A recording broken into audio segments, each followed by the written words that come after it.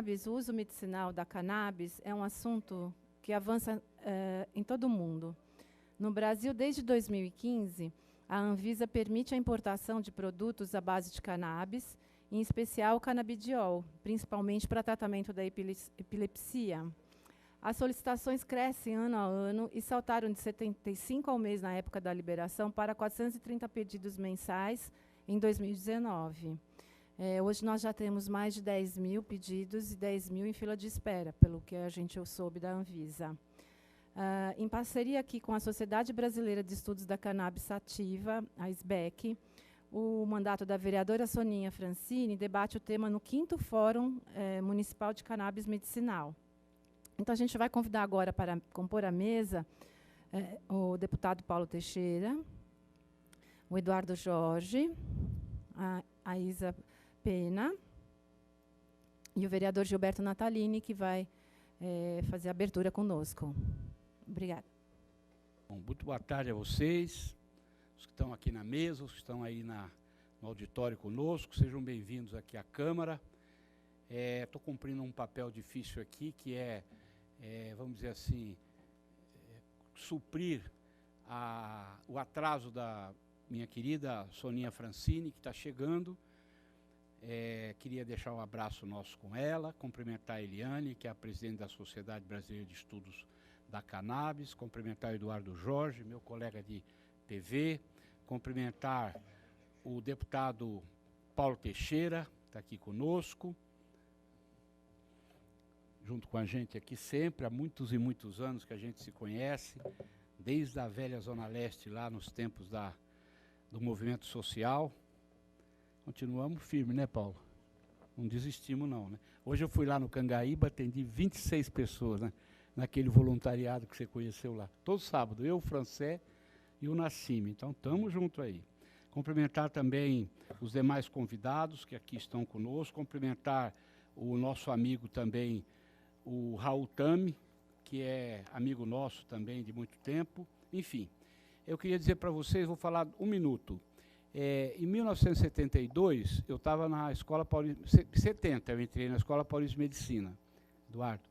E aí, eu fui ser monitor de farmacologia. O professor de farmacologia era o professor José Ribeiro do Vale, que era o chefe da farmacologia. E qual era a especialização do professor Ribeiro do Vale? Pesquisa com cannabis. E eu fui lá com ele, ele me deu uma tarefa de, naquela época, 71, 72, 73, como monitor, né, como ajudante auxiliar dele, trabalhar em pesquisa com cannabis. A gente extraía o THC, eu me lembro até hoje como é que fazia lá no laboratório e tal, e fazia pesquisa com animais sobre, por exemplo, uma das coisas que eu me lembro, que até a gente publicou, efeitos teratogênicos do tetraidrocannabinol. E na época, não tinha efeito nenhum teratogênico. Os bichinhos nasciam normais e tal, e a gente não achou nenhum. E ele fez muito trabalho, muito professor. E em seguida, logo em seguida, entrou lá o professor Carlini. Professor Carlini, Elisaldo Carlini, que montou a psicofarmacologia ligada à disciplina de farmacologia, cujo titular era o Ribeiro do Vale, que já faleceu, porque já faz tanto tempo, né? E o professor Carlini também, a gente teve uma interface de trabalho junto. Aí ele já começou a tratar mais das questões, psíquicas, né? dos efeitos psicoativos da cannabis. E aí foi embora, né? Eu acho sinceramente que o Dr. Carlini, se não é o maior, é um dos maiores especialistas do assunto do mundo.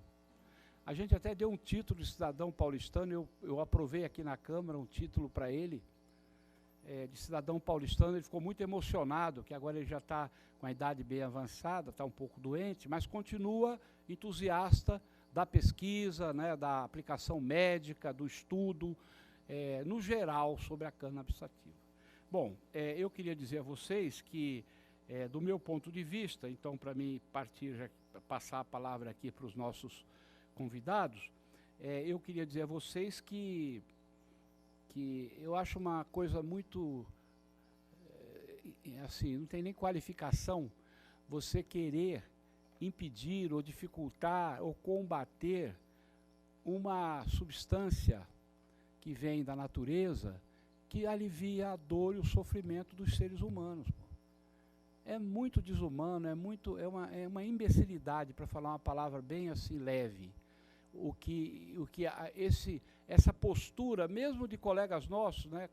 Eu sou médico há 44 anos, exerço a profissão, eu acho uma coisa muito desumana. Se você tem um determinado tipo de produto, como existe, né? Os derivados da maconha, que podem ser usados para aliviar um conjunto de males, de doenças, de sofrimentos, onde o produto é efetivo, tem resultado comprovadamente científico, né? O país colocar dificuldade, ou um governo, ou um setor da ciência brasileira. Felizmente, a realidade é muito forte, a realidade vai vencendo qualquer tipo de dificuldade, passo a passo, e esse seminário faz parte desse processo de discussão, de tornar público, né? A gente tem na Zona Leste um grande amigo nosso, estava até falando com o Eduardo Jorge, que também foi um dos que começou lá em 76. Que ano você foi para lá, Eduardo? 76, mesmo ano da gente, e o Paulo Teixeira estava conversando com ele. O Padre Ticão está fazendo um papel na igreja dele, Igreja São Francisco, em Emelino Matarazzo, do ponto de vista da população, do povão, um papel de esclarecimento, corajoso. Um papel corajoso, né? Um padre católico pegar na unha essa questão do uso medicinal dos derivados da cannabis e colocar como uma coisa evangélica, né? Ele faz lá mesmo, reúne as mães com as crianças que têm necessidade, enfim.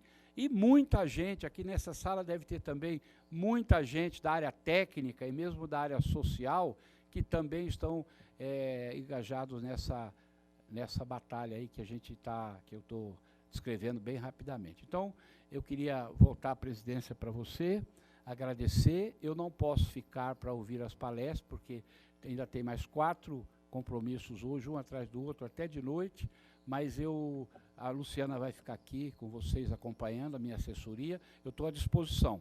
Eu quero parabenizar a Soninha, junto com você, que é a presidente da entidade que está organizando, as duas que estão organizando, essa iniciativa de realizar esse encontro aqui na Câmara Municipal, e agradecer muito a oportunidade que me deram de me convidar para estar aqui nessa mesa de abertura. Boa tarde a vocês. À frente. Para frente e para cima, como se diz. Tá? Um abraço. Vou passar a palavra para você, Eduardo Jorge. Fico muito feliz que esteja aqui com a gente. E para nós é muito importante estarmos discutindo aqui pela 5ª vez neste fórum, e sempre trazendo os vereadores, os deputados, os colegas políticos, para que a gente possa apontar novas leis, novos caminhos, porque a população ela está organizada. Agora o que a gente precisa é na letra da lei. Obrigada. Boa tarde, amigos da mesa, amigos do plenário. Eu vim porque o Raul insistiu tanto. Mas, Raul, o pessoal está muito mais atualizado que eu, já sou velho. Não, vai, eu terminei. O rapaz é muito insistente. Eu nem podia, eu tenho que ir correndo para outro evento. Mas o que é que eu posso ajudar numa discussão como essa? Porque eu tenho acompanhado, eu fui deputado federal na época do Partido dos Trabalhadores, meu partido de fundação, durante 20 anos. Então eu fiquei como deputado de 83 até 2003. Então eu acompanhei muito esse assunto, numa época em que pouca gente falava disso, inclusive, né? Porque hoje esse assunto é um assunto extremamente, vamos dizer assim, científico e popular. E é uma coisa muito boa que está acontecendo, né, no século XXI. O século XX era diferente. No século XXI, pelo que eu tenho acompanhado aqui já mais como cidadão, que graças a Deus e ao povo eu não sou mais deputado federal, eu tenho acompanhado como cidadão e como interessado nesse assunto, né, eu tenho visto que pelo menos 2 ou 3 discussões muito importantes em relação ao uso medicinal e a legislação de drogas em geral no Brasil vem acontecendo. O primeiro deles é a discussão na própria Anvisa. A Anvisa lançou 2 consultas públicas, 655, 654, uma sobre produção de medicamento e outra sobre plantio. E eu estava vendo, acompanhando a consulta pública de longe pela internet, vi que quase 3.000 contribuições foram dadas. Quase 3.000 sugestões no Brasil inteiro foram dadas à consulta pública. E a maioria foi de São Paulo, né? E a consulta pública tinha um prazo para ser encerrado, que eu acho que era agosto, né? Setembro, sei lá. E aí a Anvisa ia tomar uma resolução. A Anvisa, que é a agência de saúde do Ministério da Saúde, que cuida da liberação, da autorização, de tudo que tem a ver em relação a produtos, principalmente medicamentos. E quando já ia tomar a tal deliberação, o presidente, até um sujeito daqui, é o William Dib, né? Tem uma diretoria que depois das consultas públicas, depois das análises técnicas, eles tomam a deliberação. Faz, não faz, faz assim, faz assado. E na hora de tomar a deliberação, agora em outubro, 2 diretores pediram vistas, sendo que um deles pediu vista, provavelmente, a pedido do próprio presidente da República, que já foi colocado, que a diretoria da Anvisa é colocado periodicamente mudado, né? E esse aí já foi pelo governo novo, ele pediu vistas, porque a orientação do governo atual é não deixar haver essa regulamentação. E parou. A Anvisa parou. A regulamentação, pelo que eu vi, era bastante restritiva. Por exemplo, a questão do plantio, eles não autorizavam o autoplantio, o plantio de associações, de pessoas físicas. Tinha que ser uma empresa, a empresa tinha que ter um monte de requisitos. E mesmo essa deliberação que vinha restritiva foi suspensa e está parado. A outra iniciativa que eu vi é que o STJ montou uma comissão de juristas para discutir a questão da droga em geral, a definição do que é a quantidade que é tráfico ou que é usuário. Então, essa é a outra discussão muito importante que está tendo lá em Brasília.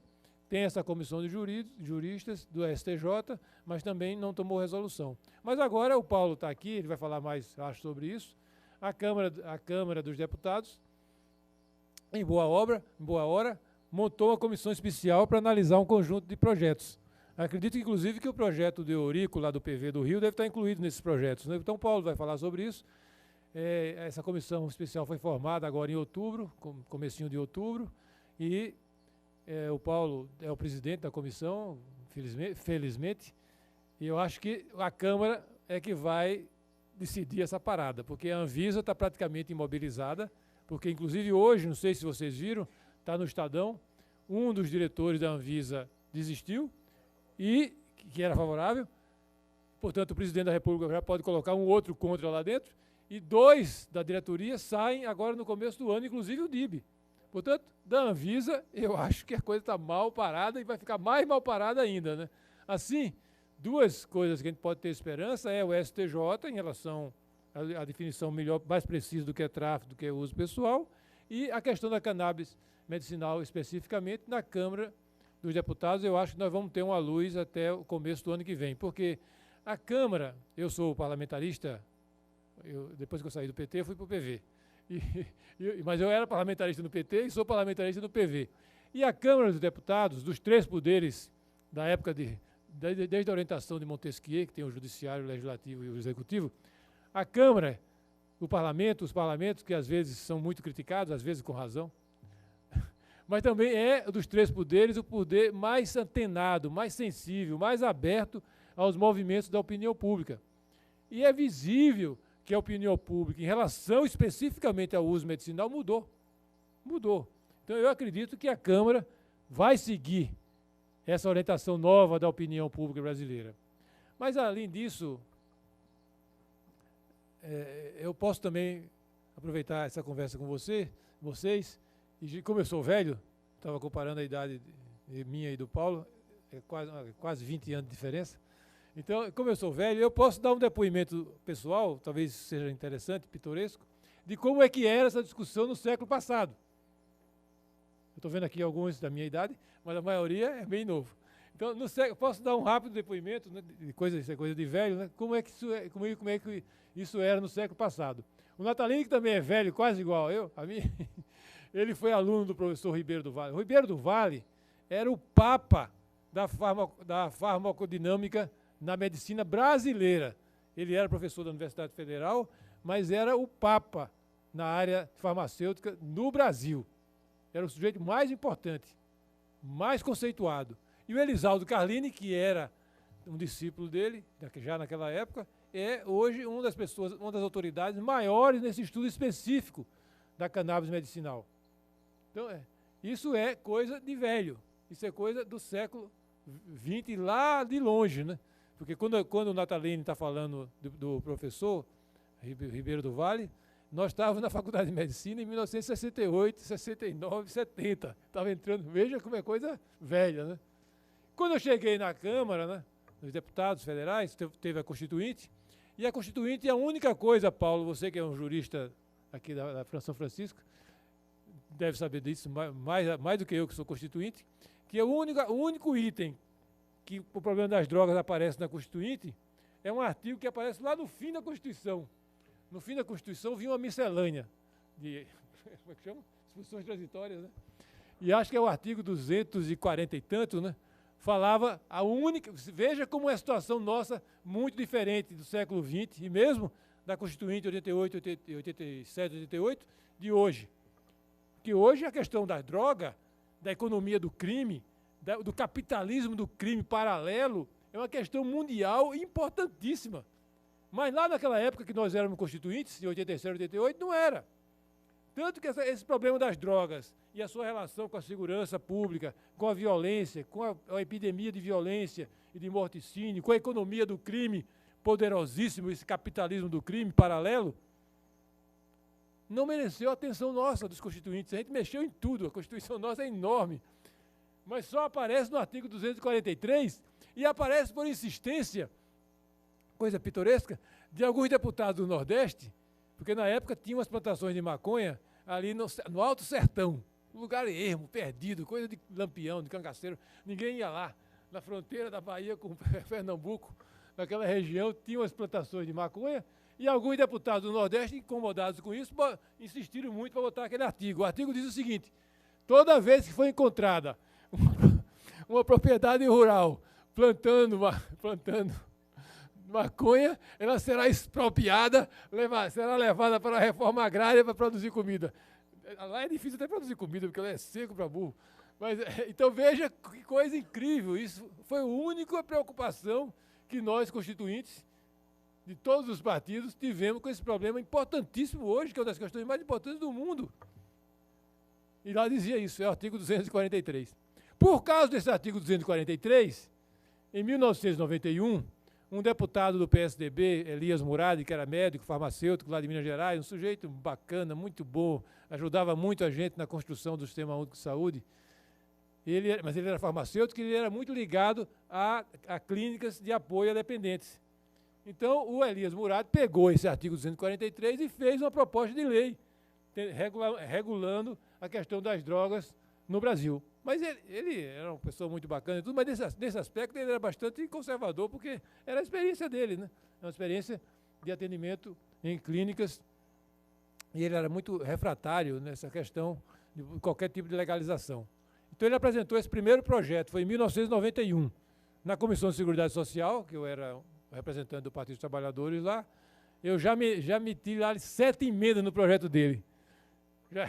Já meti mais 7 emendas no projeto dele, na direção da descriminalização e da legalização, porque eu era da área da saúde, conhecia bastante o doutor Elisaldo Carlini, sabia das ideias dele, e também, Paulo, porque naquela época eu tinha uma ligação com um partido na Itália, chamado Partido Radical.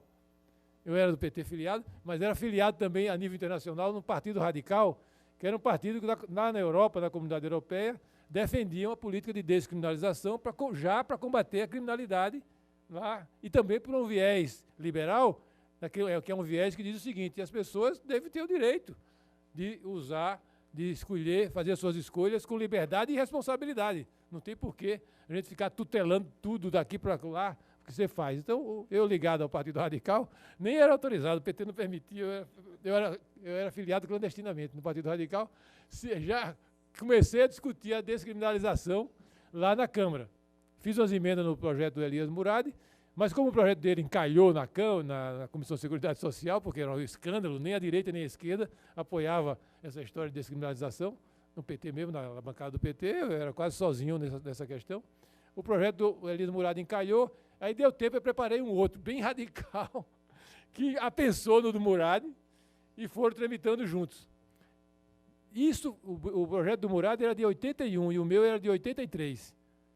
Esse projeto do Murad foi aprovado, sabe em que ano?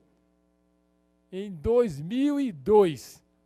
Levou praticamente 20 anos tramitando, até que foi aprovado. O meu estava pensado ao dele. É claro, eu perdi a votação, fiz o encaminhamento. Quando houve o encaminhamento no plenário, encaminhou ele e eu, né? Eu defendi publicamente e defendi por minha própria conta, porque a bancada do PT isso é coisa sua. Mas então isso foi aprovado em 2002. Então essa lei de 2002, depois da Constituinte, foi a lei que organizou a questão das drogas aqui no Brasil. Depois a coisa no século XX, já estamos no século XXI, aí a coisa começou a ter cada vez um impacto maior. Já em 2006 teve uma nova lei, e depois, em 2019, já no governo do Bolsonaro, já tem uma lei que modificou de 2006. A de 2006 modificou de 2002, do Elias Murad, e já agora, em 2019, já houve uma lei modificando de 2006, já no governo Bolsonaro, por influência, eu suspeito, não estou mais lá, mas eu suspeito, do ministro Osmar Terra. Porque o Osmar Terra é um deputado do PMDB do Rio Grande do Sul, da minha época, é médico também, esses médicos metidos em tudo. O Osmar Terra sempre foi contra. Sempre foi contra porque ele era muito ligado àquelas comunidades terapêuticas e ele achava que a solução era tratamento. Ele sempre foi contra tanto a qualquer movimento mais liberal em relação às drogas, mais racional, e também ele era contra a reforma psiquiátrica, né? Porque ele achava que a gente não deixava internar. A reforma psiquiátrica foi um movimento mundial no sentido de você deshospitalizar. Tudo que pudesse era para sair do manicômio e ser tratado no ambulatório, para poder evitar a cronificação. E isso afetava as internações, porque a questão da doença, da dependência de droga é classificada como uma doença mental. Então, o Osmar Terra sempre foi contra. Eu me lembro, no século passado, ele já era contra, então, por isso, você me confirma, é verdade, né? É a influência dele já essa modificação na lei de 2019, que eu estava olhando, na verdade, ele modifica muita coisa do tratamento para facilitar e direcionar para as comunidades. É isso mesmo, então, né? Então, é isso mesmo. É a digital do Osmar Terra na lei já de 19. Mas vejam, amigos, esse foi o percurso. Hoje, uma discussão como essa, aberta, com muita gente, o Raul estava me dizendo que tem mais 2, 3 reuniões sobre esse assunto aqui em São Paulo. Hoje? Então, isso é uma coisa realmente muito importante, com a ciência, com os dados científicos e com a consciência da população em relação a esse assunto, tem avançado no Brasil. Eu termino dizendo que em 2014 eu fui candidato a presidente pelo PV, tinha que ter um candidato e não tinha nenhum voluntário, porque só eu tive coragem de ser e fui, e defendi, eu e o PSOL, o PV e o PSOL, foram os dois partidos que defenderam algum tipo de legalização, algum tipo de posição mais liberal em relação a essa questão das drogas, sempre com esse viés de você dar uma solução para o problema gravíssimo da segurança pública e da economia do crime. Os outros partidos grandes, os que tinham viabilidade política, né, como o PT, o PSDB e a própria rede da Marinha, não se meteram nisso, né? Isso aí é uma colmeia de abelhas. Então, a minha experiência, depois de ter defendido isso em 2014, eu que como médico e que em relação a substâncias psicoativas sou bastante refratário. Outro dia eu estava num debate daquele Quebrando o Tabu, né? É um site aí de jovens, e eu estava num debate, estava eu e aquele rapaz do PSOL, o João Willis, né? E ele é a favor da legalização, eu também sou a favor da legalização, mas eu não sou a favor de estimular o consumo, né? Então o João falou, Eduardo, você é muito careta, né? O que eu posso? Mas veja, né? Realmente, eu não tenho nenhuma vontade de usar drogas psicoativas, nenhuma. Nem legal, nem ilegal. Eu prefiro ler, e prefiro fazer observação de passo, jogar futebol com meus filhos, tem muita coisa para eu fazer. Mas veja, né? O que não quer dizer, o que aconteceu comigo, né? Como eu apareci defendendo a legalização, até hoje eu ando na rua as pessoas vêm me perguntar, ou para criticar, ou para perguntar, ou para pedir. Outro dia eu vou trabalhar, eu estou trabalhando, não estou aposentado, estou velho, mas não estou aposentado. Estou trabalhando, vou trabalhar lá no metrô, lá na Vila Mariana, lá na HC, ali na Secretaria da Saúde, e passo numa escola de rapaz e secundaristas.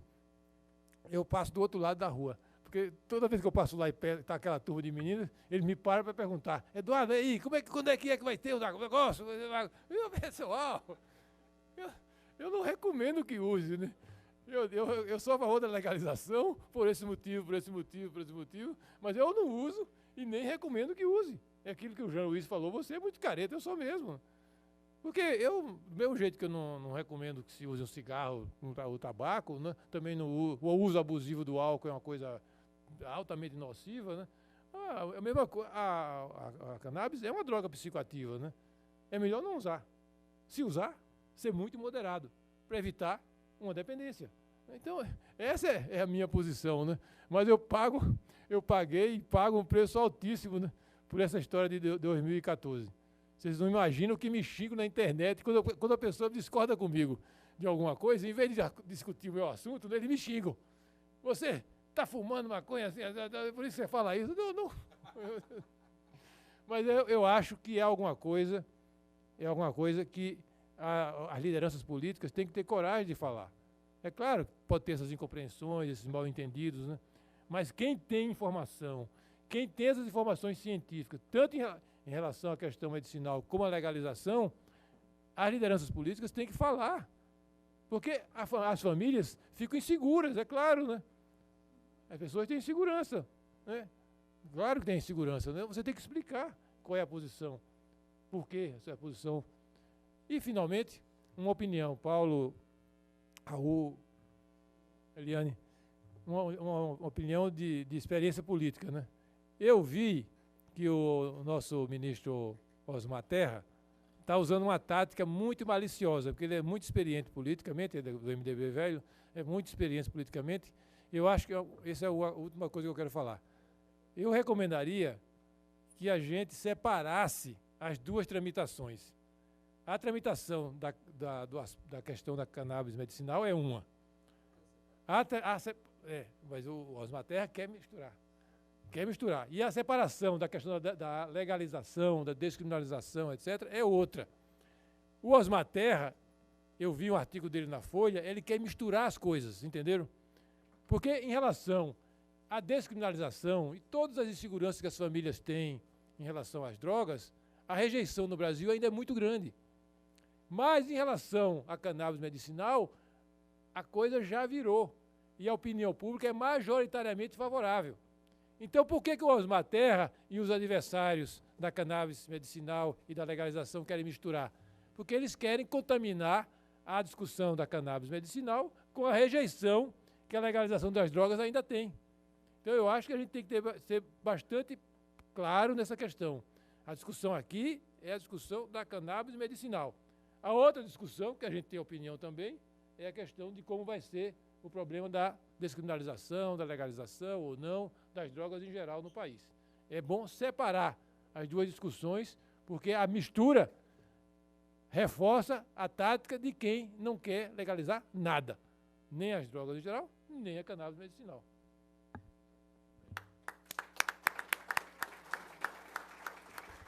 Muito obrigada, Eduardo. Eu acho que essa sabedoria é aquilo que nós precisamos, cada vez mais reforçar das experiências e da história, porque quem não conhece a sua história costuma errar, né? E repetir o erro. Eu queria convidar a Soninha Francine, então, para a mesa, por favor. Passo a palavra, então. Nesse pique que vinha, não estou atualizado. Não tenho nada para acrescentar. A gente veio aqui para se atualizar, Eduardo. Eles trazem a atualização. O que a gente não tem é os bastidores da Constituinte. Isso você tem que vir trazer para a gente, né? E nos inspirar. Eu gosto muito de relembrar perrengues e conquistas, para ver que a gente já superou cada uma. E que até nesse momento tenebroso, a gente tem conseguido avanços. É muito importante lembrar disso, ter isso presente, né? Estava vendo outro dia, Porto Alegre inaugura o primeiro centro de referência em saúde de pessoas trans. Agora, neste mundo, né? Vai lá o Supremo e reconhece a equivalência de racismo e LGBTfobia. Aí o Natalini disse uma frase que é: a realidade se impõe, que eu achei maravilhoso. Eu acho que leva um tempo mesmo até que seja inevitável que algumas coisas sejam reconhecidas e reguladas e regulamentadas. Tem uma manchete do Jornal da Tarde. O Jornal da Tarde tinha umas capas bem expressivas, né? Aí era uma manchete... Não, acho que não era manchete, não, mas era uma página inteira. O título era assim: legalizar é a solução? Você sabe do que eles estavam falando? Divórcio. Procura, no Google deve ter um print dessa página. Eu tinha guardado em casa até outro dia. E aí os deputados que se posicionavam publicamente a favor da legalização do divórcio, eles eram o quê? Inimigos da família, inimigos da sociedade, favoráveis da dissolução moral e não sei o que lá. Então, os que vieram antes da gente, os que estavam entrando em medicina quando eu estava nascendo, a gente passa perrengue. Mas esses camaradas aqui passaram cada um que é bom eles contarem. Tem os que a gente sabe, os que a gente acompanhou de longe e os que a gente nem imagina. Além de, como o Eduardo Jorge expôs aqui várias vezes, a tática é importante.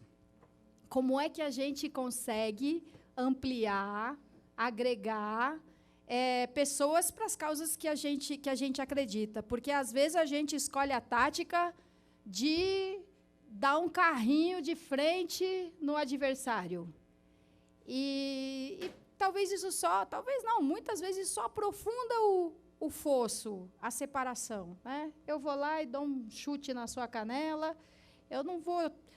O que voltar é mais ou menos parecido com isso, né? E quem está ali no meio do campo e não sabe bem para quem torcer, não vai notar diferença entre os agressores de um lado, os agressores do outro. Então, a gente, para avançar no campo, a gente tem que, por exemplo, esclarecer os indecisos, as pessoas que... Mas como é que é esse negócio afinal aí de maconha? Medicinal? Tá de brincadeira, né? É só uma desculpa para legalizar a outra. Aliás, teve um colunista da Folha que escreveu isso, não acreditei.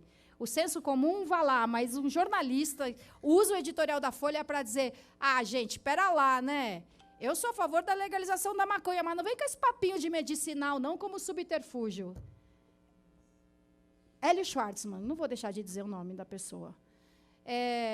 Então, a gente, para avançar, tem uma porrada de gente que não sabe bem se é a favor da legalização da maconha para uso recreativo, para uso social, e também não sabe para uso medicinal. Mas eu ouvi dizer, tem um artigo. As pessoas falam isso até do aquecimento global. Tem um cientista que contesta e 947 outros que afirmam. Não, mas tem um cara lá que falou que esse negócio de aquecimento global é tudo balela.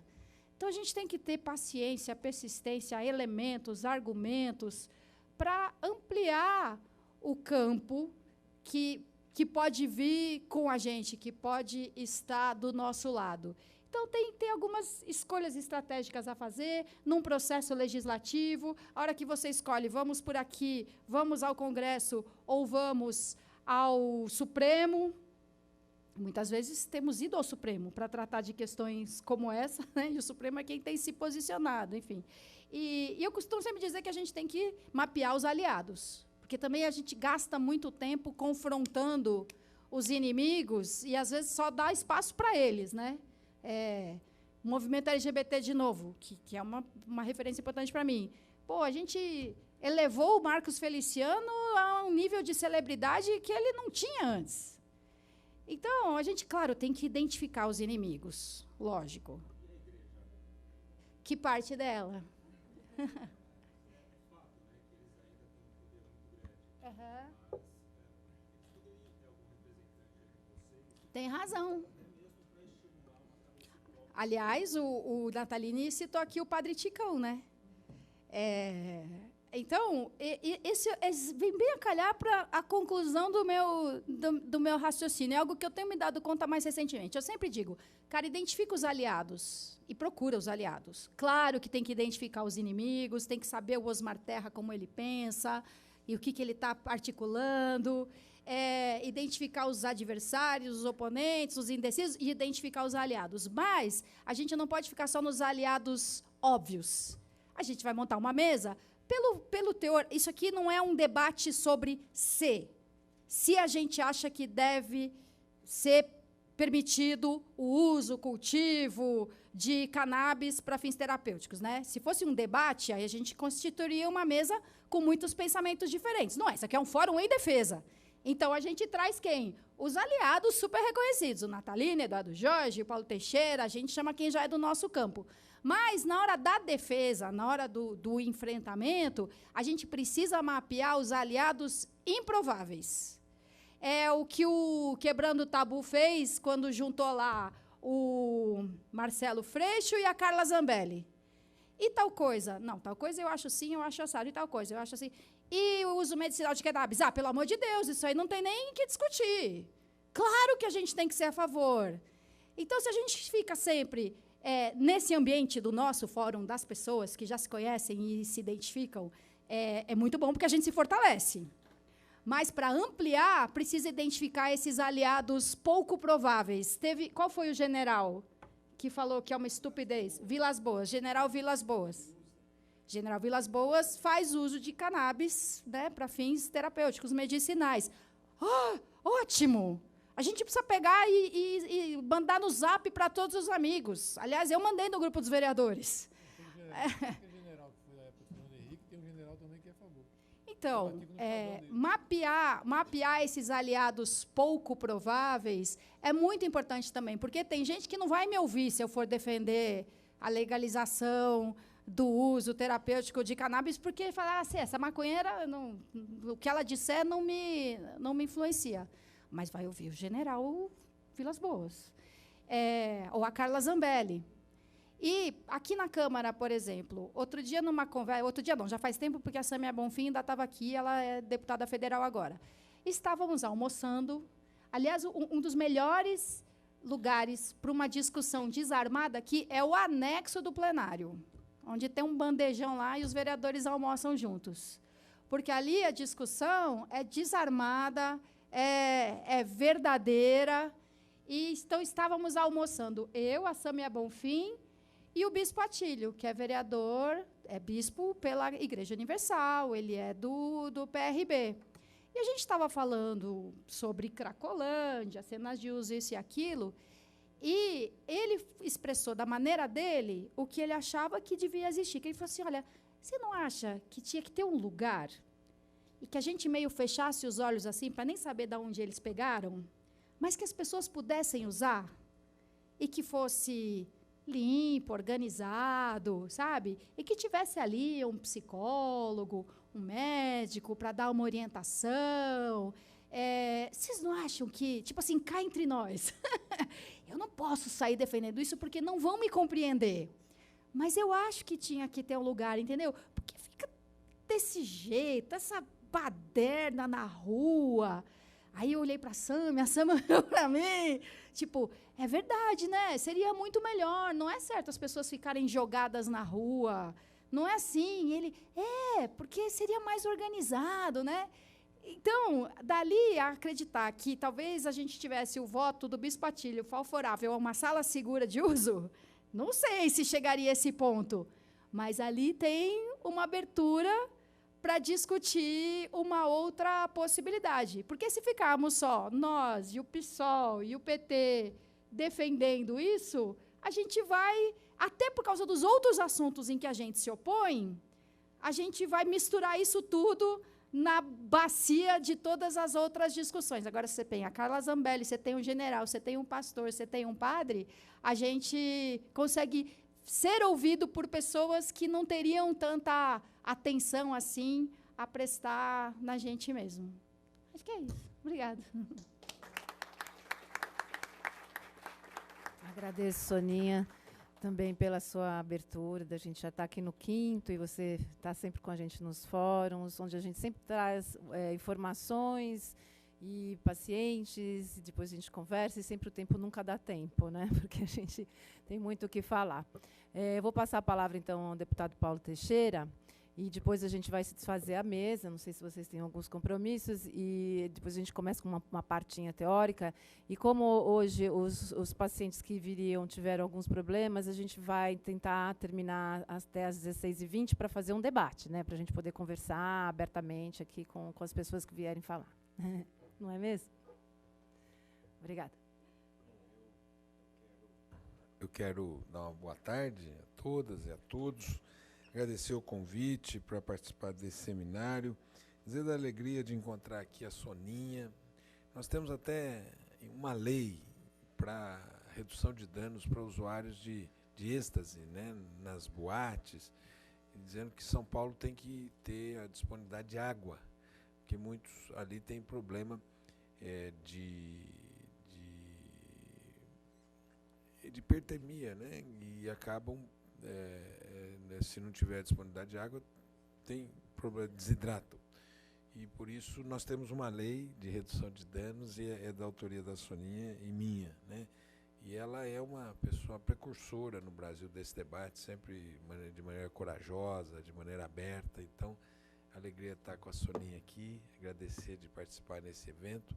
Também estiveram aqui o Gilberto, e está aqui o Eduardo, e eu venho de um trabalho da Zona Leste, que eu fui em 1980 para lá, mas antes, quem começou aquele trabalho todo foram eles dois, né? O Gilberto Natalino antes era do PCdoB, e ele começou ali mais pela região de Cangaíba, né? Até hoje ele presta um trabalho lá, ele falou hoje aqui que está atendendo na igreja lá do Cangaíba, do Padre Luiz, e o Eduardo, ele foi quem inaugurou o movimento de saúde da Zona Leste. E esse foi um dos mais fortes movimentos da cidade, que teve um papel importante na redemocratização, na fundação do meu partido, do PT, mas também o PCdoB foi muito forte ali.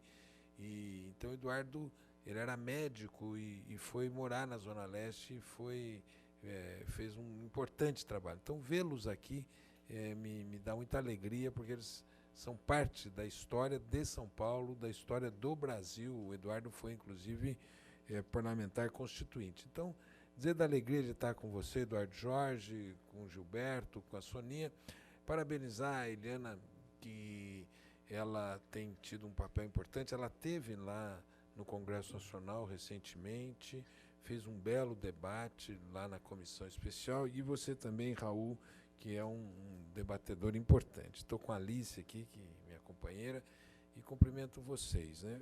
Primeira coisa, foi dito aqui do professor Carlini. O professor Carlini é uma das maiores autoridades no Brasil no uso medicinal da cannabis. E o professor Carlini, em toda a exposição que ele tem, ele diz o seguinte: já foi usado amplamente a cannabis do ponto de vista medicinal no Brasil. No século passado, se usava para bronquite, se usava para dores, usava-se para uma série de... recomendava-se o uso da cannabis para uma série de doenças, né? Mas depois, nesse século, isso ele falava já no século XIX. No século XX veio uma demonização da cannabis, uma forte demonização da cannabis, né? E depois... a nossa lei, ela prevê o uso medicinal. A lei de drogas no Brasil proíbe todos os tipos de uso, mas ela excepciona o uso medicinal. Portanto, o uso medicinal está na lei de 2006, mas até hoje não foi regulamentada essa lei de 2006. Assim, é o primeiro ponto de partida desse debate. Esse debate não pode ser no que eu acho, mas o legislador já o resolveu, autorizando o uso medicinal da cannabis e o uso para pesquisa. Mas tal é o preconceito em torno dessa planta que até hoje não se permitiu nem o uso medicinal e nem o uso para pesquisa. Alguns acham que esse preconceito é porque ela foi muito usada pelos escravos, né? Então tem, digamos aí, um preconceito de classe também, né? E também houve uma demonização no mundo. E o importante dizer é que no mundo hoje a onda é distinta dessa da demonização, né? O uso medicinal é muito comum nos Estados Unidos, é muito comum na América Latina, na Europa. Um dos países que mais está desenvolvendo o uso medicinal é Israel. A Tailândia, que tem uma visão conservadora sobre drogas, tem um uso medicinal muito importante. E essa é uma oportunidade, aplicação médica, mas também uma oportunidade econômica. Aqueles países que saírem à frente poderão disponibilizar de maior conhecimento e não só poder disponibilizar para a sua população, mas também exportarem. Aliás, o Brasil tem importado muito remédio à base de cannabis, como é o caso do canabidiol. Assim, é fundamental abrir esse debate de uma maneira clara, e o importante é dizer que na sociedade ele já está aberto. A sociedade brasileira já abriu esse debate, já luta por esse debate, luta pelo acesso, a ponto de que hoje já foram concedidas cerca de 17 mil liminares para ou obtenção de medicamento ou autorização de plantio. O poder judiciário brasileiro está diante do legislativo e do executivo nesse tema.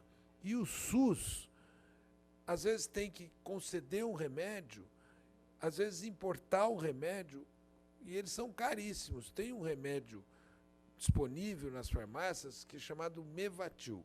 Ele custa R$ 2.800. Ou as famílias têm que importar medicamentos que custam caríssimo.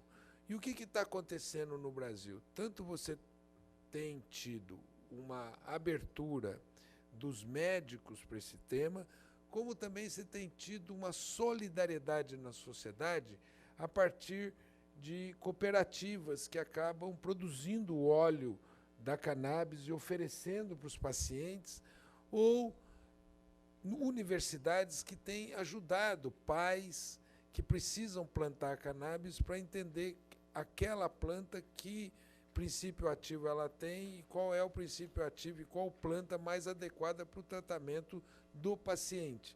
Assim, nós temos na sociedade um movimento rico e, evidentemente, ele chega no parlamento depois de muito tempo. O Eurico tem um projeto, e esse que puxa esse projeto é o Mitidieri. Eu também tenho um projeto, o meu vai bem além, porque eu trabalho a regulação para uso adulto, mas vamos tratar aqui do uso medicinal, não é?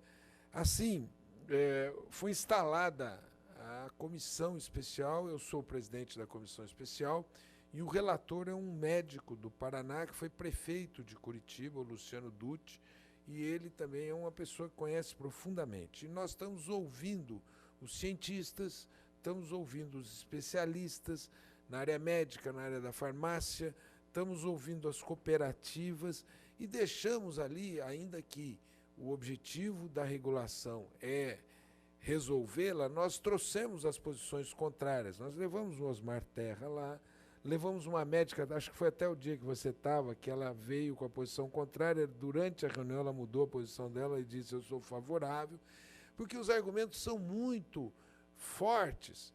E quais são os argumentos? Eu vou tentar repassar aqui. Já há na ciência o entendimento que a cannabis ela tem um efeito terapêutico grande. Para algumas terapias, muito mais, digamos assim, assentado o entendimento em relação ao efeito. Por exemplo, para dores, a cannabis é muito utilizada. Eu acho que a Eliane vai poder falar, e ela lá disse dessa aplicação, mas você tem uma aplicação para dores que muitos remédios de dor têm efeitos colaterais muito nocivos. E a cannabis não tem os efeitos colaterais nocivos como tem alguns remédios de dor que geram dependência, que geram outros efeitos colaterais nocivos para a saúde. Outra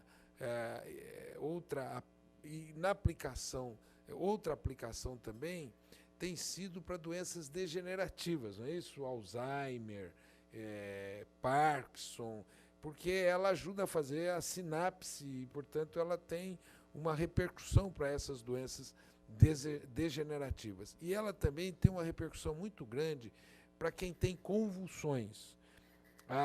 O testemunho de mães que têm filhos que têm 30, 40 convulsões e com a utilização do óleos à base da cannabis, essas crianças passam a não ter nenhuma convulsão, o que é uma grande coisa para a criança e uma grande coisa para os pais, né? E são crianças que nenhum outro medicamento gera o efeito que os medicamentos à base de cannabis geram, de diminuir as convulsões. Então, eu não sei se o nome técnico são epilepsias refratárias, não é isso? Isso é que outros medicamentos acabam não tendo efeito para essas crianças, né? O movimento daqueles que querem a regulação, ele tem uma forte presença de famílias que têm alguém doente dentro da família, né? O padre Ticão, que faz as sessões lá, os cursos, ele tem um grande número de mães que levam junto nos cursos, inclusive os seus filhos, que têm convulsões, doenças raras, e são crianças que passam a ter uma qualidade de vida. Teve um médico agora de Minas que ele prescreve e ele atende, e ele mostrou que o filho dele não só tinha 30 convulsões, como hoje o filho dele está nadando. Ele mostrou o filho tendo uma convulsão, a aplicação da cannabis, e mostrou a qualidade de vida do filho, o ganho de qualidade de vida que o filho teve nesse processo de tratamento, não é? Outro dia, Eduardo, eu conversei com um grande empresário da área da construção civil aqui, talvez o maior aqui da cidade de São Paulo, e ele está com Parkinson. E ele me disse que o médico já recomendou o uso da cannabis para o Parkinson. Portanto, a medicina já evoluiu. As pessoas que têm maior renda, elas têm acesso. O que precisa fazer agora é promover esse acesso às pessoas de menor renda, não acesso só à substância, mas o conhecimento da sua aplicação, Bom, ao falar de regulação, a Anvisa está fazendo uma regulação muito restritiva. E eu creio que ela seja restritiva pelas circunstâncias dos governos que têm impedido um debate mais aberto. Mas, mesmo assim, eu tenho que louvar aqui o papel do William Dibby, que é o presidente da Anvisa. Ele enfrentou esse debate, né? E, no enfrentamento do debate, fez uma regulação restrita, e o governo está querendo impedi-lo de aprovar essa regulação. Isso que o Eduardo Jorge falou é verdade. Eles nomearam 2 diretores e eles pediram vistas. E não foi um pedido de vistas para um estudo melhor, para um debate melhor, mas foi um pedido de vistas para evitar o debate, procrastinar e evitá-lo para que ele não aconteça, não é? Então, eu não sei se a Anvisa vai aprovar, eu não tenho comigo que vai aprovar. E nós vamos tentar fazer uma regulação na Câmara. O que eu entendo importante de uma regulação, não é? A primeira coisa é o SUS, e aí eu presto a minha homenagem a quem o desenhou, e o Eduardo foi um dos arquitetos do SUS. Ele é um sistema extremamente importante e permite o acesso a terapias, tratamentos e medicamentos, e você pode ter esse medicamento muito barato no SUS. E como é que eu acho que tem que fazer para que ele seja barato, não é? A primeira coisa é permitir a pesquisa, que as universidades promovam a pesquisa, né? Algumas universidades estiveram conosco e falaram: nós não temos acesso à planta para fazer a pesquisa, porque não tem uma autorização de acesso à planta para fazer a pesquisa. Você poderia abrir a todas as universidades brasileiras na área da medicina, na área da farmacologia, para pesquisar a planta. Eu acho que esse é um passo importante numa regulamentação. Um outro passo importante na regulamentação é a regulamentação para a indústria, para a produção de medicamentos à base da cannabis. Alguns falam só o canabidiol. Não é só o canabidiol. Tem doenças que terão que ser tratadas com THC, tem doenças que deverão ser tratadas com a mistura do canabidiol com THC. Então, não pode ter preconceito, né? E eu acho que a indústria pode entrar, mas eu acho muito importante que você permita essa produção cooperativada, assessorada pelas universidades, né? Que ela que abriu esse campo de oferta para as famílias que têm pacientes que precisam do medicamento e que muitas vezes não têm recursos para comprar o medicamento. Eu acho que essa produção cooperativada, se você garantir a ela uma assistência farmacológica e uma assistência de especialistas, você pode ajudar na promoção ao acesso a baixo custo dentro do SUS.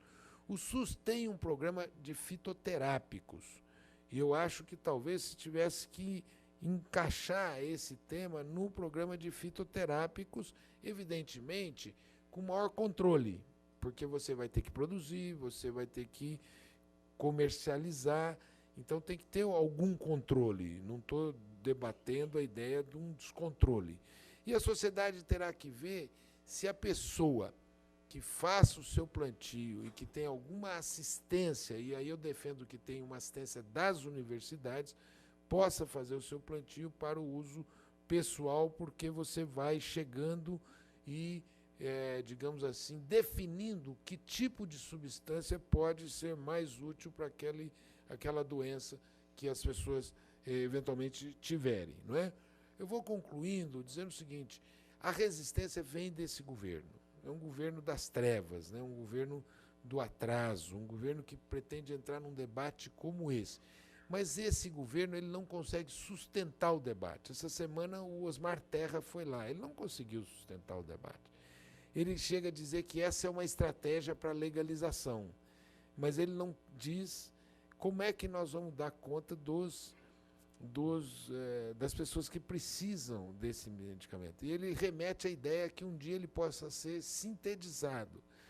Ora, a medicina usa hoje, em ampla escala, o ópio. E o ópio é extraído da papoula.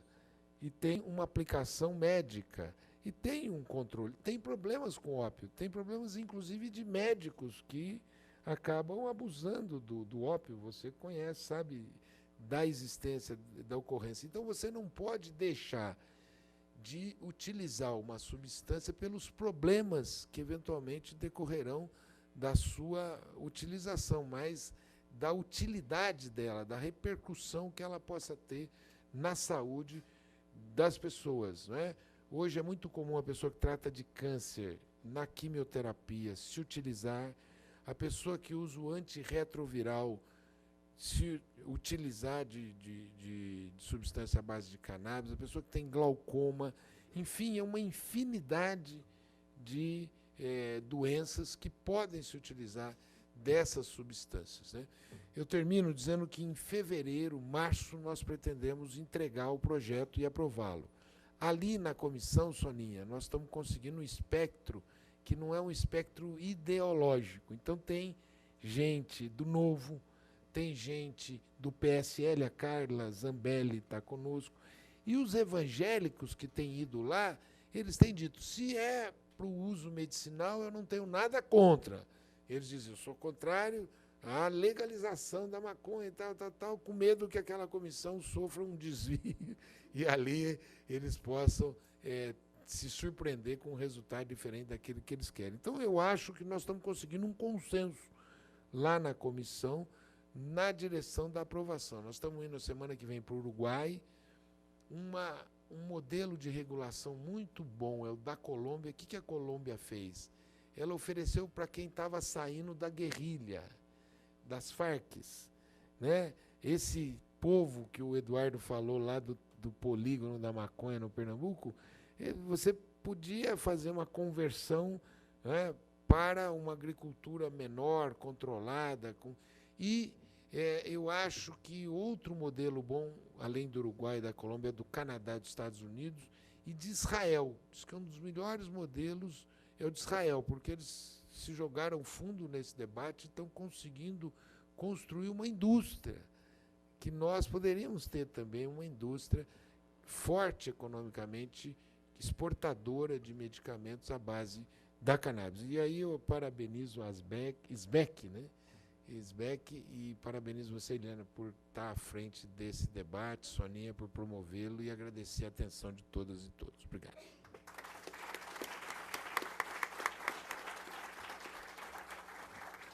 Agradeço muito a você, Paulo, e pela essa lucidez e a clareza na condução desse trabalho lá na Câmara Federal. O debate está sendo acompanhado por todos, até convido vocês a entrar, né, na TV Câmara para acompanhar, como aqui também muita gente está acompanhando, porque a gente está vendo realmente, a gente está assistindo, parece o jogo do Fla-Flu, né? Então tem lá os jogadores a favor, os jogadores contra, e infelizmente os jogadores contra, eles vêm sempre com esse argumento que não é o argumento medicinal, que não é o argumento, eles, como você mesmo falou, Eduardo, eles vêm sempre tentando misturar as coisas e dizer que nós somos loucos e que não há evidências científicas e que não tem nem segurança e nem eficácia, que é uma coisa que a gente está para falar daqui a pouco aqui. Eu vou só convidar o Raul, né, para compor que está compondo essa mesa, para a gente falar um pouquinho, e depois a gente vai desfazer a mesa e começar as palestras, para depois a gente poder partir para o debate. Como o nosso tempo está pequeno, daí eu voltarei, né, se tiver um espaço para estar falando um pouco mais da questão teórica, porque, como sempre no fórum, eu sempre abro um pouco a mão da minha fala, porque eu acho importante, eu falo sempre, eu estou sempre com as pessoas, eu falo sempre para os mesmos, né? Eu já fui lá na Câmara também, falei um pouco, e a gente está no 5º Fórum, e a gente precisa ouvir um pouco vocês também, que estão chegando hoje pela primeira vez. Tem gente chegando hoje pela primeira vez aqui? Levanta a mão. Então, bem-vindos. Agora vamos partir para o 6º Fórum, 7º, 8º, porque este ano promete. Acho que esse mês de novembro foi um mês riquíssimo. Não teve um dia que eu não soube de um evento no Brasil, né? Pena que a gente ainda não tem uma agenda nacional da cannabis medicinal, né? Até a gente está renovando o nosso site, até teve essa crítica. Olha, vamos lá pôr uma agenda, porque a gente vai vendo como as pessoas estão falando, né, os próprios deputados, eles chegam e falam, eu tenho imunidade parlamentar, eu compro no Uruguai, eu trafico, né, a gente viu coisas assim, né, bem interessante, né, e assim, o deputado Marlon, ele falou isso, né, e não só falou, como ele fez uma proposta de lei lá no Rio Grande do Sul. Eu estive lá no Pampas e conversei lá com bastante gente e vi que para eles é fácil, porque eles andam 1 hora de carro e vão lá no Uruguai, batem na porta e pegam o melhor. E nós aqui com essa terra linda, maravilhosa, com esse terreno, esse polígono da maconha, nós temos a melhor maconha do mundo, as pessoas estão vindo aqui, a Michelle está vindo aqui dos Estados Unidos para nos prestigiar, lá do Havaí, vai falar para a gente também. Então, assim, as pessoas estão de olho na gente, mas não estão de olho no nosso sofrimento, não. As pessoas estão de olho nós como mercado consumidor, nós como dinheiro para eles, né? E mesmo os nossos políticos também estão muito antenados, vendendo um peixe que não existe mais, né? Porque se qualquer um aqui entrar e forem ver como é que está a Bolsa de Valores aí no Brasil, no Brasil não, perdão, no mundo, vai ver que está caindo todas as ações, né? No último ano caiu da Aurora, caiu da GW, caiu de todas. Então, assim, aqui está se criando uma bolha, como se nós fôssemos fazer grandes negócios, vamos lá, empresariar, e quando a gente está vendo que é um pouco de bolha mesmo, se a gente cair na real, é commodity, se cada paciente puder plantar na sua casa, quem quer comprar na farmácia, compra, quem quiser ir no dispensário, compra, quem quiser comprar importado, compra, não tem problema nenhum, o que a gente precisa é ter foco. O nosso foco é a liberdade de escolha, e principalmente que as pessoas possam fazer o uso medicinal, principalmente aqueles pacientes que não têm acesso nenhum, né? Então, eu quero passar a palavra para o Raul, que assim, a mãe dele é minha paciente, é uma das pessoas que tem habeas corpus aqui em São Paulo, e a gente luta muito, porque a gente só tem 51 aprovados. E segunda-feira, agora dessa semana, eu estava lá na Alesp, e o representante da Secretaria de Saúde veio e disseram, nós pagamos para 200 pessoas que têm, né, assim, a questão judicial, 8 milhões, mais de 8 milhões de reais, né, ano, porque a gente tem que fazer a conta ano. Aí eu fiquei pensando, bom, se a gente abrisse um edital, desse 300 mil para cada entidade, tipo Abrace, assim, quantas mil pessoas a gente iria ajudar, né? Então, quando eu trabalhava com criança de rua em Santo André, a gente tinha 15 crianças de rua e 50 entidades. Falei, puxa, mas se cada uma pegasse um dedinho, um bracinho, uma perninha, a gente resolvia, né? Mas é que as pessoas não querem pegar o problema, elas querem lucrar primária, secundariamente com o problema. E eu, como funcionária do Sistema Único de Saúde, me aposentei este ano, depois de trabalhar 32 anos no Serviço Único de Saúde, falo com todas as letras. Nós podemos plantar, e podemos plantar barato. Nós temos sabedoria, nós temos ciência, nós temos tudo aqui. O que nós não temos é vontade política, porque o povo já acordou.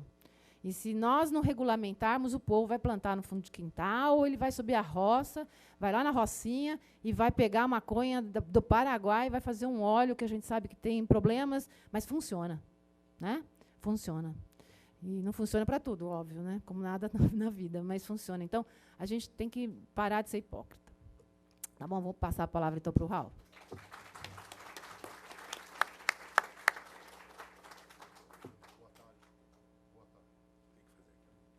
Desculpe. Boa tarde, obrigado. Queria parabenizar a Soninha, a Eliane, pelo fórum, já é o 5º fórum, né? Não começou ontem. Agradecer muito a presença do Eduardo Jorge, do Paulo Teixeira, do Nataline. Fico muito feliz com a presença de vocês aqui.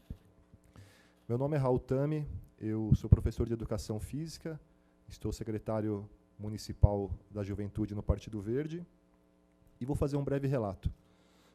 A minha mãe, fazem 3 anos que descobriu acidentalmente um tumor cerebral chamado adenoma de hipófise, cujo único tratamento é cirúrgico, né, combinado ou não com radioterapia. Não existe outro tratamento. É um tumor cerebral que chama adenoma de hipófise, né, localizado junto à hipófise, que fica atrás do globo ocular e, enfim, ele vai comprimindo os tecidos cerebrais e causa diversos problemas, né.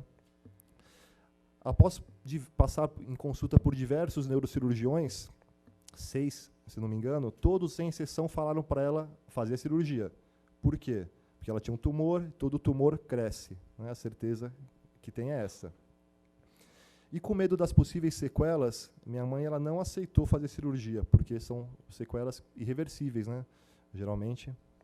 Então, ela ficou muito deprimida, sem nenhum tratamento durante um período, até que eu como o Eduardo Jorge falou, sou insistente, eu insisti para minha mãe e mostrei diversos estudos, relatos de caso, e por ela ser biomédica e também por ela estar com um tumor na cabeça, isso foi o que ajudou a ela vencer o preconceito e aceitar fazer a pesquisa, testar, né? Então, já que a cirurgia ela negou, então ela aceitou essa alternativa. E rapidamente ela percebeu diversos benefícios na qualidade de vida. Ela parou de sentir dores, ela começou a dormir muito bem, qualidade de sono, melhorou a qualidade de vida no geral. O tumor faz a cada 6 meses ressonância e ele permanecia estável. Então, o que já é ótimo, né? Porque todo tumor cresce, o dela parou de crescer. Durante 1 ano e meio, permaneceu estável. Até que, para nossa alegria e surpresa, depois de 1 ano e meio, houve uma grande redução do tumor. Né? Uma das medidas reduziu pela metade, inclusive. Sem falar na qualidade de vida, que isso ela já percebeu rapidamente. Né? E, depois de muita luta, há alguns meses, finalmente nós conseguimos o habeas corpus preventivo, que autoriza cultivar até 5 plantas adultas para produzir legalmente o remédio fitoterápico que ela necessita. Hoje nós sabemos que existe uma condição conhecida como síndrome da deficiência endocannabinoide e que pode levar a uma variedade de diferentes sintomas ou doenças nas pessoas que não têm endocannabinoides suficientes para a homeostase, que é a estabilidade que o organismo precisa para realizar suas funções adequadamente e manter o equilíbrio do corpo. Nos Estados Unidos, o canabidiol pode ser consumido sem barreiras, porque ele está registrado como um suplemento alimentar pela Agência de Repressão de Drogas norte-americana, considera os derivados do cânhamo sem potencial de abuso ou dependência. Então, o extrato do cânhamo, que é uma variedade da planta cannabis, ele tem sido produzido e comercializado em diversos formatos, incluindo cápsulas, uso tópico e oral. bala, chocolate, diversos. E são muitos os desafios para a política na área da cannabis medicinal. Acredito que o principal deles é o preconceito. E precisamos fazer um trabalho sério, comprometido, de comunicação e informação, para seguirmos quebrando esse paradigma, que, no fundo, é o que impede a regulamentação medicinal da maconha e também do uso social. Em resumo, o grande desafio para a política na área da cannabis medicinal é cultural. Não é fácil mesmo alterar uma cultura quase secular, permeada pela ignorância e pela hipocrisia, de criminalização de uma planta. Não espere precisar para apoiar. Posso usar o caso da minha mãe como exemplo, porque foi preciso ela ter um tumor para abrir a cabeça, né, e repensar sobre o preconceito que conviveu durante muito tempo. Posto isso, levando em consideração o trabalho dos últimos anos, é hora de intensificar as ações, e esse trabalho precisa ter um embasamento científico, técnico. Numa primeira frente, temos que fazer uma clara distinção entre a cannabis sativa usada socialmente e aquela para fins terapêuticos. Dar prioridade a quem precisa de extrato de cannabis para sobreviver com qualidade de vida. E mesmo assim tem políticos que não querem legalizar. Hoje a maconha medicinal é uma realidade porque os pacientes foram atrás de informação como produzir o seu remédio. Então precisamos de uma regulamentação que atenda à sociedade. Pois o autocultivo para uso terapêutico com autorização judicial já é uma realidade. Como o caso da minha mãe, que produz o seu remédio com resultados excepcionais, e pelos estudos fica evidente que o uso de substâncias isoladas não é tão potente quanto o uso da planta na íntegra, né? Porque nós temos todos os canabinoides, nós temos receptor para todos, não só para o canabidiol. Então, minha mãe é um desses casos. Ela e mais de 50 pessoas têm autorização judicial para produzir seu remédio e tem uma associação, né, que é a Abrace, que também tem essa autorização. Muita gente, na maioria das pessoas, não tem o acesso, ou tem de forma clandestina, correndo os riscos. O Dr. Drauzio Varela sempre destaca que foi por meio de campanhas de conscientização que conseguimos diminuir entre as novas gerações o consumo excessivo do cigarro. Não foi proibido sua comercialização. Não podemos deixar de fazer as devidas comparações dos efeitos da maconha com o álcool, com o café, com o cigarro, com remédios conhecidos como tarja preta, e mostrar o tamanho do absurdo que é a proibição, com ênfase nos malefícios da criminalização e, consequentemente, encarceramento em massa de réus primários, quase todos negros, jovens de periferia. É verdade que a gente avançou nesses últimos anos, mas esse trabalho não pode parar de ser intensificado, sobretudo para a regulamentação da maconha medicinal e descriminalização do autocultivo caseiro e associativo para usos medicinais. Durante anos, eu e minha mãe corremos o risco, como falei, de ser processados e presos criminalmente, por cultivar uma planta que garante o tratamento e a qualidade de vida da minha mãe. E, consequentemente, esse direito, eu sei que muita gente ainda está na mesma situação que nós passamos mais de 2 anos, né, correndo esses riscos. E o meu ativismo só vai terminar quando todos os brasileiros que necessitarem dos benefícios da cannabis medicinal também estiverem protegidos pela lei. Mas sei que sozinho eu não vou conseguir nada. E sei que posso contar com todos vocês aqui presentes nessa tarde, e isso me mantém a esperança e a vontade de seguir lutando. Obrigado.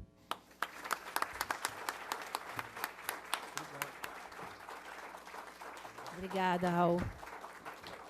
A gente se emociona porque a gente faz parte dessa quadrilha, né? Como o pessoal fala. A gente já esteve descoberto na época da Abrace. A Abrace começou bem antes da autorização, 2 anos antes. Eu estava conversando aqui com o Eduardo. É a única associação que tem essa permissão. Eles atendem cerca de 2.000 pacientes.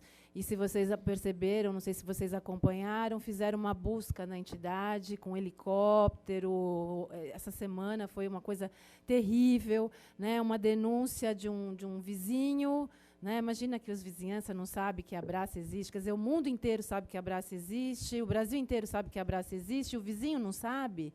E eles gastaram 2 horas de helicóptero para baixar lá, algemar o funcionário. Quer dizer, foi um circo.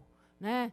E isso foi uma intimidação. A gente não sabe que isso não é uma simples denúncia. Né? Então, eles estão dando um recado para a gente. Nós estamos num momento no Brasil onde a gente está vivendo um estado de exceção, só que ninguém conhece, ninguém sabe, ninguém percebe, mas a gente que está aí sabe o que está acontecendo. E na área da cannabis, a gente tem que realmente, como você falou, Soninha, convencer os outros, os aliados improváveis, e geralmente são os pacientes, porque todo mundo tem na família um diabético, um paciente com demência, um paciente com autismo, um paciente com epilepsia, um paciente maconheiro, né? Um paciente alcoólatra. Eu até brinco, quando chega a família em casa, né, lá no consultório, falo assim, agora, como é que só nós fazemos, doutora? A senhora tem o olhinho aí? Eu falo assim, olha, o olhinho está na esquina, em qualquer lugar. Né? A maconha está bem legal aí por aí, né? Mas não tem nenhum maconheiro na família? Não tem ninguém que pode dar uma mão aí, uma ajuda? Porque a gente tem que ter alguém que tem coragem de plantar. A gente tem que reabilitar socialmente essa pessoa, né, para que realmente a gente faça um habeas corpus e tenha um jardineiro na família que plante, porque ninguém vai conseguir bancar 1 grama, é R$600, né? Tem paciente que vai precisar de 1 grama por dia. Como é que você faz? Então, se a pessoa é baixa dose, vai tomar 10 miligramas por dia, opa, 1 grama dá para bastante tempo, mas não é a realidade. E essa 1 grama, eu estou falando de CBD. Nós não temos no Brasil nenhuma empresa, a não ser, né, o Sativex, que aqui chama Mevatil, não sei porquê, né? Não é a GW que opera, aqui é a Ipsen, né, que é um medicamento maravilhoso, que os pacientes meus que conseguiram comprar, no caso não foi nem compra, foi a justiça que deu, disseram, nossa, Eliane, que barato, que bom, minha dor sumiu como se tivesse tirado com a mão. Mas não é essa a realidade, né? A gente sabe que a realidade do povo não é essa. E o povo sabe que tem que buscar outra coisa, porque não tem mais dinheiro, né? Porque os pacientes são polifarmácia, tomam 5, 10, 15 remédios, e isso gasta mais de um salário mínimo, né? Então, a gente tem que ser bem profundo aqui. Eu acho que esse aqui é um quinto fórum, fora da virada, né? Porque até aqui nós estávamos ainda esperando saídas, mas eu não tenho essa ilusão que a Anvisa vai fazer isso na próxima terça-feira. Acho que alguém vai pedir vistas, aí vai ser as férias, e depois o DIB sai, todo mundo sai. Do jeito que está, eu prefiro que não faça nada também, né? Porque para fazer tão assim, a associação não vai poder plantar, nós somos uma entidade, nós não vamos poder plantar, ou se nós quisermos, nós teríamos que ter 10 milhões para criar um bunker, né? Mas eu nem vou falar isso, porque os colegas aqui vão falar. Tá? Então, agradeço a todos dessa mesa, né? E desfaço agora e agradeço a vocês. Obrigada.